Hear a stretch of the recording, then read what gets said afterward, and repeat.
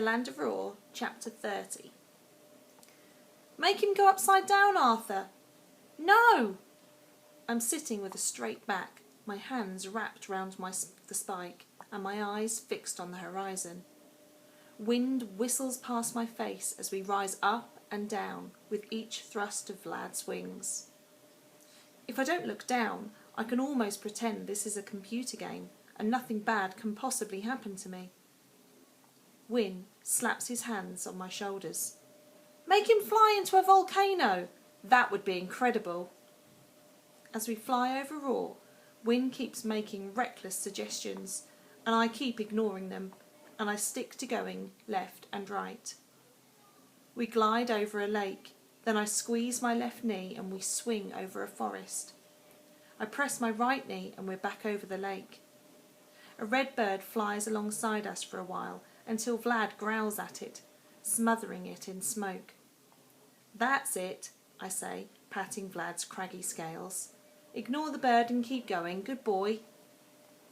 Mate, you've got left and right nailed, says Wynne. Try something else. The day after tomorrow, we've got to fly into a narrow tunnel, but right now all we can do is go in circles. I'm going straight now, look.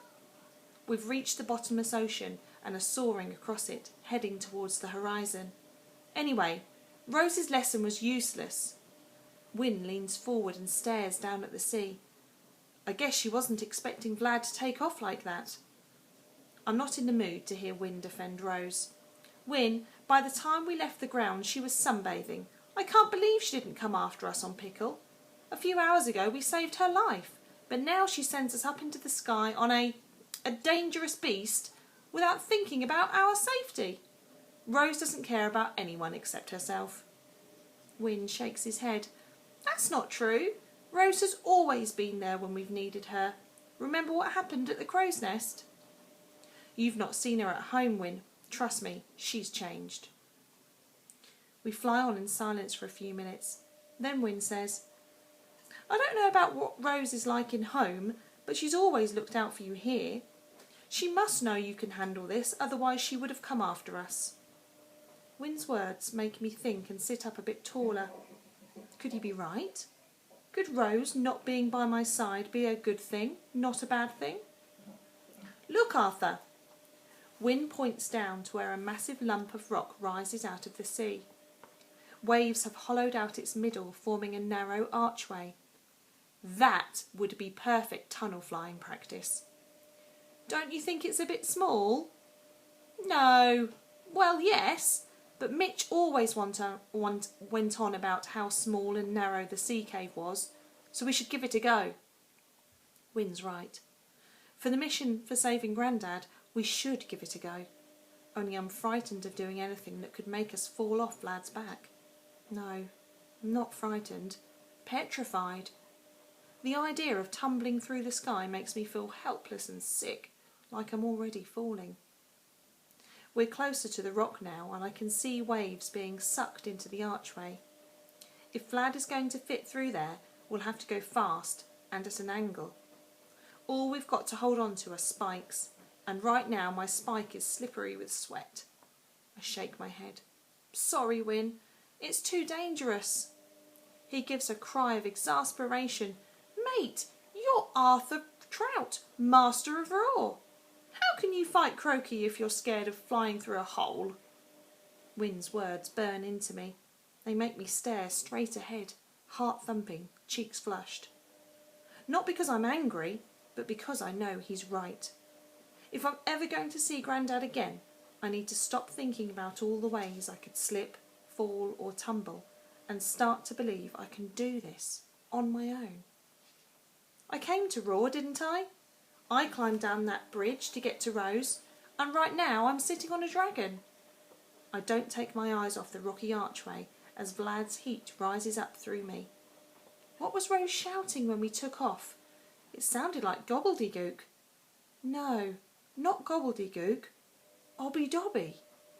Obby-dobby was a made-up language that Grandad taught me and Rose, only I never got it as well as them, and they used to drive me mad chatting away in it.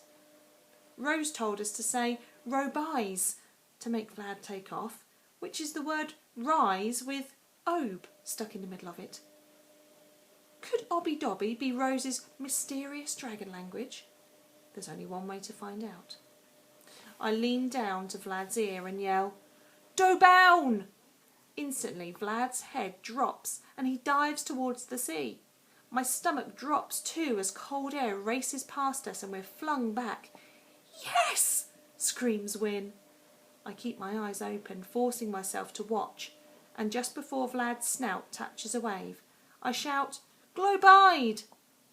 He rears up, and next thing I know, we're coasting smoothly over the bottomless ocean. I'm half blinded by sea spray and smoke, but I can just see the archway rising out of the sea. I glance at Vlad's outspread wings. Can they possibly fit through the gap?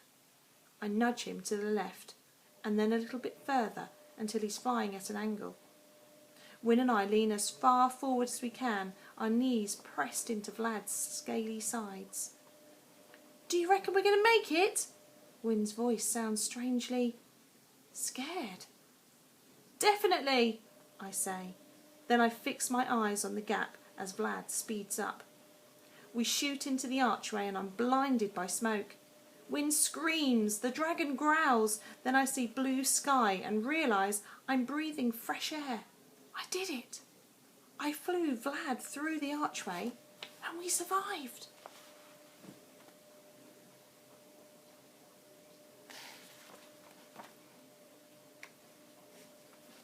"Hear me roar!" I cry, punching my fist in the air. Vlad breathes out a triumphant blaze of fire and his wings pound down, lifting us back up. While Win laughs hysterically, I wipe the sea spray from my face and stare at the bottomless ocean. "Bow back to Bow Rose!" I command, and Vlad bellows his approval as he turns and heads for land. It's a beautiful journey across Roar. The sun is setting, creating a glittering path on the sea for Vlad to follow. I can see the archipelago, and the tangled forest is in front of us, a vast expanse of shifting, swaying trees. Just when I'm thinking how wonderful it is to be here, flying over Roar, and not feeling scared, I spot something ahead. It looks like a swirling black cloud, which is strange, because we're in the good side, and there isn't another cloud in sight. "What's that?" I point out to Win. "I don't know. It looks like birds." He's right. As Vlad flies closer, I see that it isn't one thing, a cloud, but actually lots of birds. Crows, huddled together and flying as one. They swoop up in the sky, turn, then pour down in our direction. "For Bastoba!" I shout. "For Bastoba!" Vlad dives down, but so do the birds until they're surrounding us, a mass of black squawking feathers and pecking beaks, driving the dragon wild. I cover my face with one arm and lash out with the other. The birds are small, but there are so many of them I can't stop their claws and beaks from scratching and pecking at my skin.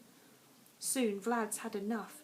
He whips his head round, breathes out a jet of fire, and sends the birds fluttering in all directions, smoke drifting from their singed wings. "What was all that about?" I say, brushing away feathers and licking the blood from a deep scratch on my hand. Win sweeps a pile of feathers off Vlad's back. "Spies of crokies, I reckon. I've seen them around before, swooping over the forest and following me on my bike." Then I notice something on my lap. At first I haven't got a clue what it is, until I pick it up. It's a plastic carrot with a smiley face. Dangling from the carrot are 2 keys. I curl my fist around Grandad's allotment keyring. "Those crows weren't spies," I say. "They were messengers."